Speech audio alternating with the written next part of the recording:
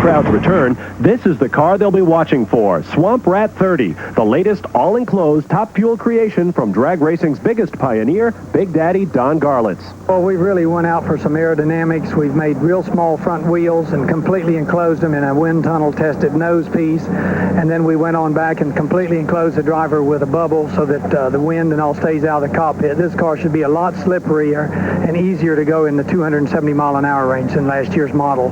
When the rains held up long enough for qualifying, Big Daddy nearly did just that, blazing to a 5.46 second, 268 mile an hour run to set a new track record and lead all the top fuelers. 84 world champ Mark Oswald leads the way in funny car, while Bob Glidden is fastest in pro stock, both with new Gator national records as well. In Fort Lauderdale, Florida, the gavel of justice, rather than the checkered flag, fell on racing's Whittington brothers this week. Bill and Don Whittington's most significant racing accomplishment came in '79 when they won the 24 Hours of Le Mans. They also raced Indy cars and airplanes and once owned the Road Atlanta racetrack. But the government says drug money made all that possible. Yesterday, Bill Whittington pled guilty to charges that he conspired to import, quote, multi-ton quantities of marijuana and that he falsified income tax records. The government says he masterminded an operation that brought 400,000 pounds of Colombian pot into the U.S. between 1977 and 81. He faces up to 15 years in prison and will forfeit $7 million. Don Whittington and a friend, Gary Levitz, pled guilty to charges they helped Bill Whittington launder the money and to falsifying income tax records. Each faces up to 18 months in jail. As we told you last Saturday, world motorcycle champ Freddie Spencer was a no-show for the 45th running of the Daytona 200, the finale of Daytona Speed Week 86. In Freddie's absence, his world championship rival Eddie Lawson laid waste the field in a race in which superbikes replaced the more expensive Formula One machines. Now, that new format enticed a record 180 entries, but it was a two-man show. Yamaha mounted Lawson's only challenger, Wayne Rainey, number 6, who inherited the absent Spencer's Honda. Well, they had a good battle until Rainey's machine began to eat tires. He had to make 2 pit stops for replacements and eventually finished 4th. Lawson ran 200 miles in record time with just 1 change, giving Yamaha its 14th win in 15 years. Kevin Schwans, who will be America's next great road racer, sat on the front row last year as a rookie, but lost his clutch on the first lap. This year, he ran a solid second on a Suzuki. 2 U.S. champs battled for third. At this point, Formula One titleist Mike Baldwin on a Yamaha leads Superbike champ Fred Merkel, who is Honda mounted. Baldwin, who will race for Kenny Roberts in Europe this year, later dropped out, leaving third spot to Merkel. The race featured fierce brand competition. Suzuki man Schwantz and Honda's Merkel obviously were thrilled to join Yamaha's Lawson and make it 3 different nameplates in victory lane, but the calm and cool Lawson said the win came easy. We expected that we'd be in the hunt, we'd be right up front, but I thought Wayne and I were going to have quite a race all the way down to the end, but then he had a tire problem, and that was it for us. We just cruised on in after that. Lawson's win was no surprise, but veteran observers called Jay Springsteen's 5th place finish the highlight of Speed Week. 3-time Camel Pro Series champ Springer's a dirt tracker. By my count, he's ridden 5 road races in his life, the longest 75 miles. For him to run 200 miles and score a top 5 finish against the best road racers in America proves he's not only one of the greatest bike racers around, but also one of the most versatile. Now, he rode for Tommy Tucker, a veteran PR man and ramrod of the Daytona Super Team. And for giving Springer the chance to strut his stuff, Tucker gets our U.S. Air Force Reserve Wrangler behind-the-scenes award. One other Daytona note, that track traditionally hosts the Camel GT finale on Thanksgiving weekend, but this year the Daytona sports car race has been moved to October the 26th, and the finale in that series will be November 9th in San Diego, California. Dave will be back with more Daytona motorcycle action later on. And Bob is going to be way out on a prediction limb when Motorweek continues.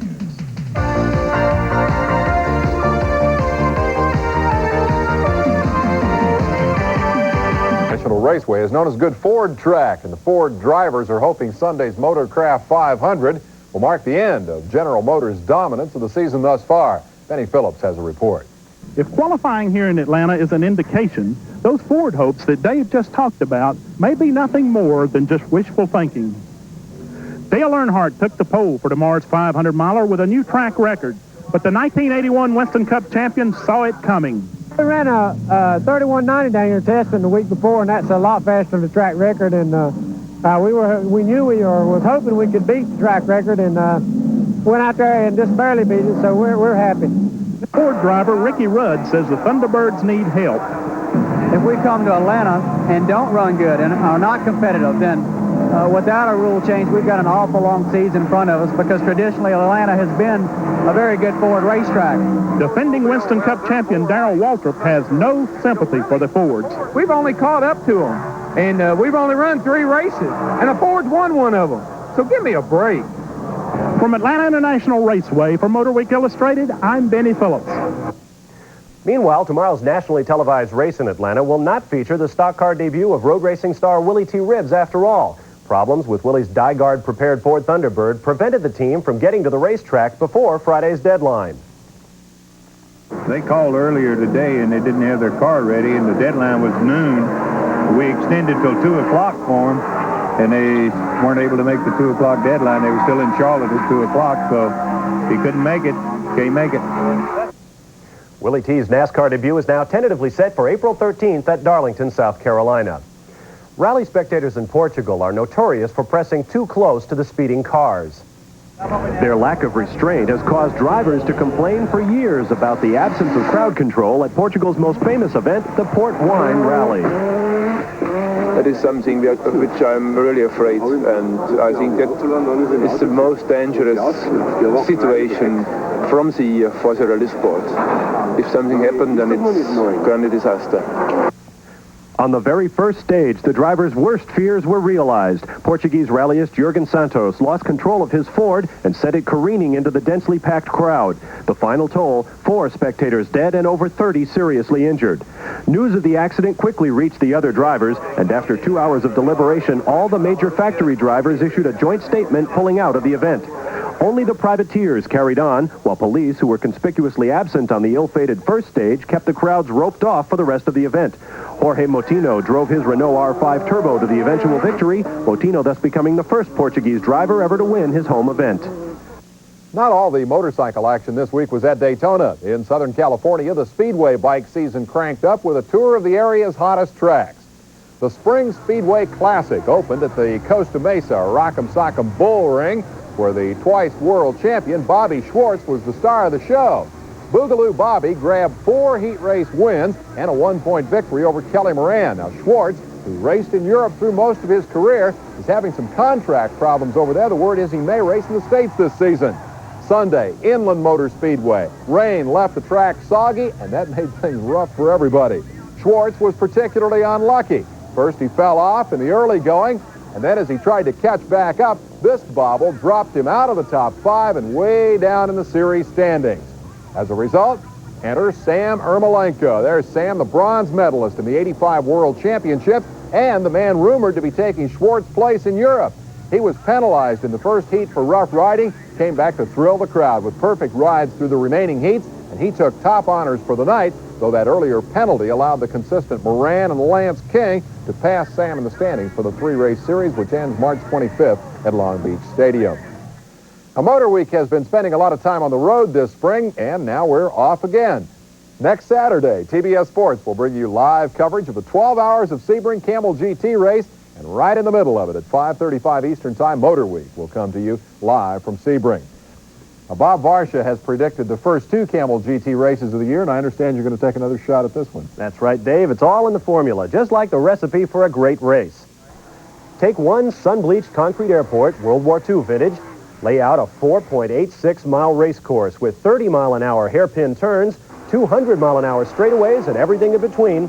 Sprinkle some 80 race cars around it, pour in about 75,000 well-seasoned fans, add more than $160,000 in prize money and one of the most sought-after titles in motorsports, and you've got the 12 hours of Sebring, third jewel in the Florida Sports Car Triple Crown. Porsches have swept the top 3 spots at the season's first 2 Camel GT events, and they'll be at Sebring in force, including Daytona 24 Hours winners Al Holbert and Derek Bell, Miami victors Bob Wallach and Paulo Barilla. A.J. Foyt won with Wallach last year, but he'll pair on Saturday with Drake Olson. Last year's top qualifier, Hans Stuck of Germany, will be there, as will the B.F. Goodrich Porsche team, which led briefly last year. The rookie year efforts of Corvette and BMW have come a long way since Daytona, and you can expect them to improve even more. But a course like Sebring demands preparation, and one crew, Group 44, prepares its cars like no other. I look for an upset at Sebring this year, and I spell it Jaguar. As long as you're out on the end of that limb, which Jaguar? The green and white one. Okay, we'll find out next Saturday if he's right. Exclusive coverage of the 12 hours of Sebring at 10:35 Eastern Time next Saturday morning here on TBS Sports. Jerry Garrett will be here when we return with reports on sprint car racing and one possible implication of the Whittington drug smuggling case.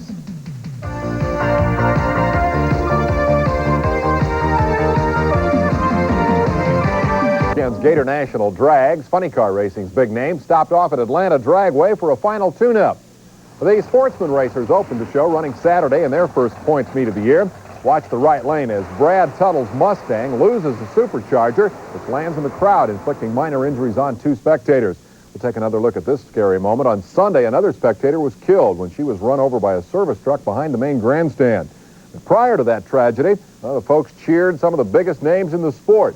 The lineup included the likes of funny car champ Kenny Bernstein, the 84 champ Mark Oswald, and 84 runner-up Billy Meyer. Their goals were to see how much work they needed before this weekend's Gator Nationals and how much money they could make. The answers, a lot and not very much. Bernstein red-lighted, eliminated in the first round. Meyer met Oswald in the first round and blew an engine. Mark lasted until round 2, then he blew up. And as the big names headed for Florida and what they hope will be better luck next weekend, California heating and air conditioning contractor John Martin was left to face Minnesota's Tom Hoover, whose cars were prepped by his 80-year-old father. Dad had done his job, but young Hoover left lane, lit the tires in the final, and when the smoke cleared, the weekend's big winner was Martin, who scored the biggest victory of his career. And Jerry Garrett has joined us now. Jerry, you've been following that Whittington case. Well, Dave, 2 of the most interested observers in the Whittington brothers' current legal problems are Al and Art Leon. The brothers have big plans for a former Whittington property, Road Atlanta. Last summer, Dallas real estate developers Al and Art Leon suddenly bought the Road Atlanta track from Bill and Don Whittington. We got a phone call one day from Don, said if you can do something within the next 48 hours, you can buy the track, and we were fortunate enough to put it all together, and we did. The Leon brothers promised major changes, and they've delivered. They've built grandstands, cleared timber, widened pit road, and repainted 40,000 gallons of paint so far. And they're not done. Yet to come, repaving of the track, hospitality suites, a sports complex, and 40 luxury condos along the backstretch. I think we've taken a lady that was somewhat tired, we've given her new makeup, new mascara, new lipstick, and we're making her beautiful again. And how much will this Road Atlanta makeover cost? We hate to think, but we would say the millions of dollars would not be an erroneous figure. The potential problem for the Leons is the government has identified Road Atlanta as one of the means by which the Whittingtons allegedly laundered drug money. So even though the track has since changed hands, could it still be seized by the feds to pay the Whittingtons fines? Well, the Leons say they own the track free and clear, and they don't think that can happen. Something special for you dirt track fans now as Valvoline opens the pages of Ken Squire's Racing Scrapbook. Hello again, and welcome to another page from my motorsports scrapbook. August 1953, Milwaukee, Wisconsin. Among the stars on hand for the annual 100-mile National Stock Car Championship race on the Milwaukee Dirt Mile were defending National AAA champion Frank Rebel Mundy, Marshall Teague, and the record-setting pole sitter Jack McGrath. At the start, Indy 500 veteran Jim Rathman joined Teague and McGrath in a 3-wide battle through turn 1. By the end of lap 1, Teague had his dominating Hudson Hornet in front, with Rathman close behind. They battled until McGrath clipped the stalled car of Don Dumphy in the backstretch. He flipped wildly into turn 3. On the restart, Norm Nelson in number 4 passed Teague's fading machine for the lead, only to give it up to a midget car national champion, Sam Hanks, who charged up from 3rd. At the finish, it was Sam Hanks winning the famed Milwaukee Mile in 1953 on his way to a national title. I'm Ken Squire. Join me next week for another look into my motorsports scrapbook.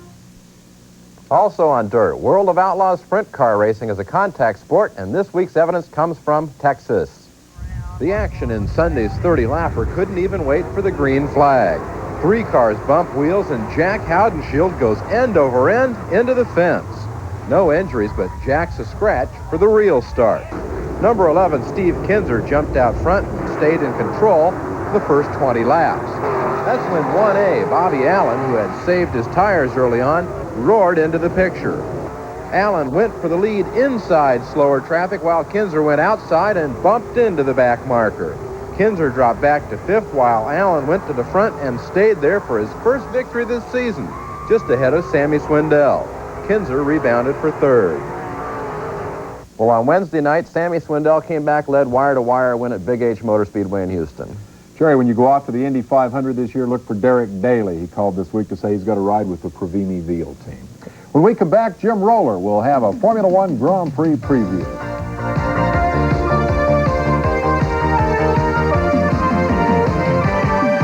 Team Honda motocrosser Ricky Johnson is turning the 86 ND Supercross Series into a personal benefit. He claimed his 3rd straight series win last weekend in the rough-and-tumble Daytona Supercross. Heat race action first, right side of the screen. Joe Whittington comes out of nowhere and clobbers Eddie Warren. Both come back to make the main event. Now we go to Eric Earthquake Kehoe, showing how he got his nickname. And then to the main event and another tumble. Former series champ David Bailey gets buried in a tight corner on the first lap, and by the time he's unstuck, he's in 17th place. A few laps later, number 1 Jeff Ward passed Brock Glover for 2nd. Ward's the defending series champ, but follow him over the jump and watch who leaps into view up from 17th. Here comes David Bailey, who then goes after Ward for 2nd place. Jeff goes wide, and boom, Wardy's on the ground, his championship hopes in ruin. Out front, Johnson shows his style and explains the key to victory. You just have to be real smooth, real consistent, but you have to have a little bit of insane in you because the bumps aren't real technical. They're real drawn-out sand bumps, and you got to hit them real fast and just hang on real tight. Johnson, a former racer of the week, is going to win that series in a walk. But last Saturday, Bailey was clearly the star of the show. David said before Daytona he wasn't riding aggressively enough. I'd say he solved that problem. For turning in the comeback ride of the motocross season thus far, David Bailey is our champion spark plug racer of the week. A few weeks back, we visited Richmond, Virginia for TBS coverage of the Winston Cup stock cars. In addition to ferreting out the trackside story, pit reporter and National Speed Sport News editor-publisher Chris Economaki also turned up a little Richmond racing history. Cars racing at the Richmond Fairgrounds these days come essentially from Detroit. But back in the early days, the cars that raced in Richmond were built in Richmond, homegrown products. I'm standing beside a Klein Special, built by the Klein Motor Company in 1921 for racing on the Fair Park 1-mile track here in town. It's a truck chassis, a truck running gear, and a truck transmission, a specially made 2-seater body, an aluminum cowling. And the engine, a Rochester 4-cylinder Duesenberg with a 4.5-inch bore and a 7-inch stroke, said to be the most powerful 4-cylinder engine of its time. Built in 1921, this car raced until 1929 when it was put away in a garage. It was found recently when the interstate caused the demolition of that garage and will be auctioned off here in Richmond on the 7th of May. Some lucky collector will get this car, driven only on weekends, and it does need work. Thank you, Chris. Now we turn to the Formula One news. Bad news for the Williams team today. Frank Williams, the owner of that team, crashed a rent car after leaving a test session in France earlier this week. He suffered a broken back and was paralyzed. The Formula One Grand Prix season opener is just 2 weeks away in Brazil, and Jim Rohrl is going to tell us what we have to look forward to. Well, it's a question mark season, Dave, as the teams fight each other for superiority after winter testing. They've got some new rules to deal with. In an attempt to reduce speed, officials have again reduced fuel allotments. Classic tail wags the dog rulemaking. That could give Team McLaren its 3rd straight title. Their Porsche engines were born in the gasoline-stingy World Endurance Series. The question here is the mental state of reigning world champion Alain Prost, who must put up with a boisterous and sometimes arrogant new teammate, Keke Rosberg. The distraction could cost Prost a 2nd straight title. At Williams, the addition of twice world champion Nelson Piquet enhances a team that won the last 3 races in 1985. Piquet and Nigel Mansell have been very fast in preseason testing. If the Honda engineers can master the fuel economy, and if this week's injuries to Frank Williams don't upset the apple cart, Piquet could take it all. At Brabham, designer Gordon Murray's new car is his most radical departure since the fan car of the late 70s. A full 9 inches lower than last year's car, the Brabham is powered by the fast yet sometimes unreliable BMW engine canted on its side. If the car is not fast out of the box, team owner Bernie Ecclestone may have trouble keeping Elio De Angelis and Riccardo Patrese motivated. Last year, fuel economy and engine reliability haunted the Renault-powered Lotus team. With the new rules, things may get even worse. What's more, Ayrton Senna has cemented his status as racing's new super brat, relegating new teammate Johnny Dumfries to role of kick boy. But if Senna exhibits as little self-control as he did in 1985, young Dumfries could steal the show at Lotus. Now some dark horses. Never count out Ferrari, second fastest in recent testing in Brazil. But fuel economy and reliability problems should keep drivers Michele Alboreto and Stefan Johansson from the championship.